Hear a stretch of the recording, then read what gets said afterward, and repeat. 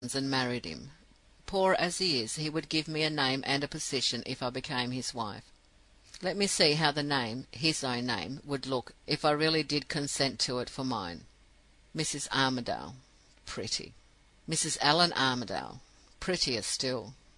My nerves must be shaken. Here is my own handwriting startling me now. It is so strange, it is enough to startle anybody.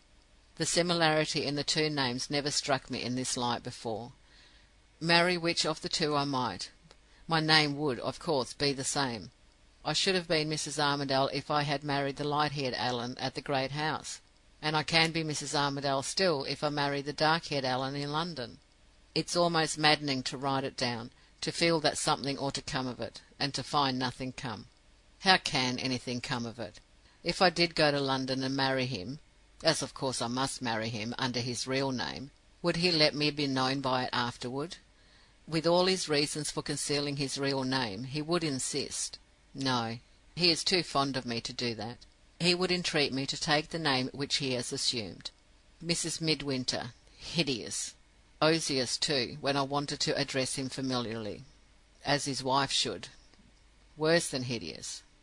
And yet there would be some reason for humouring him in this if he asked me. Suppose the brute at the great house happened to leave this neighbourhood as a single man, and suppose in his absence any of the people who know him heard of a Mrs. Allan Armadale. They would set her down at once as his wife, even if they actually saw me, if I actually came among them with that name, and if he was not present to contradict it. His own servants would be the first to say, "We knew she would marry him after all." And my lady patronesses, who will be ready to believe anything of me now we have quarrelled, would join the chorus, sotto voce. Only think, my dear, the report that so shocked us actually turns out to be true. No, if I marry Midwinter, I must either be perpetually putting my husband and myself in a false position, or I must leave his real name, his pretty romantic name, behind me at the church door. My husband! As if I was really going to marry him! I am not going to marry him, and there's an end of it. 10:30. Oh dear, how my temples throb, and how hot my weary eyes feel. There is the moon looking at me through the window. How fast the little scattered clouds are flying before the wind. Now they let the moon in, and now they shut the moon out. What strange shapes the patches of yellow light take, and lose again, all in a moment. No peace and quiet for me, look where I may. The candles keep flickering, and the very sky itself is restless tonight.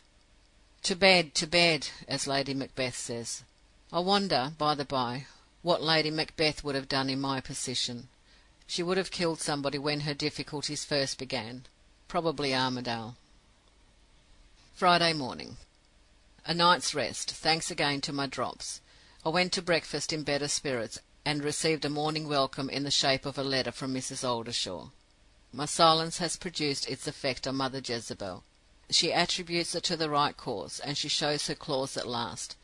If I am not in a position to pay my note of hand for £30, which is due on Tuesday next, her lawyer is instructed to take the usual course. If I am not in a position to pay it! Why, when I have settled to-day with my landlord, I shall have barely £5 left.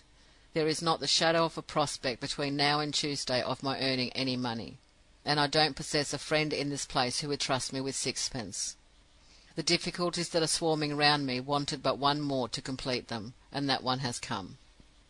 Midwinter would assist me, of course, if I could bring myself to ask him for assistance, but that means marrying him. Am I really desperate enough and helpless enough to end it in that way? No, not yet. My head feels heavy. I must get out into the fresh air and think about it. 2:00. I believe I have caught the infection of midwinter superstition.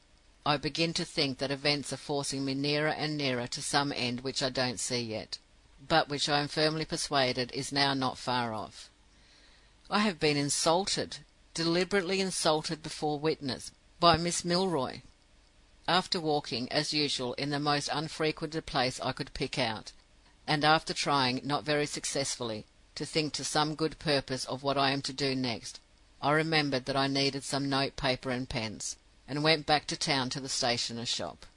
It might have been wiser to have sent for what I wanted, But I was weary of myself and weary of my lonely rooms, and I did not own errand, for no better reason than that it was something to do.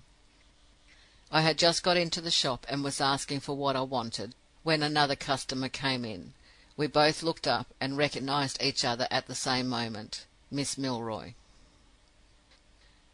End of chapter 10, part 2.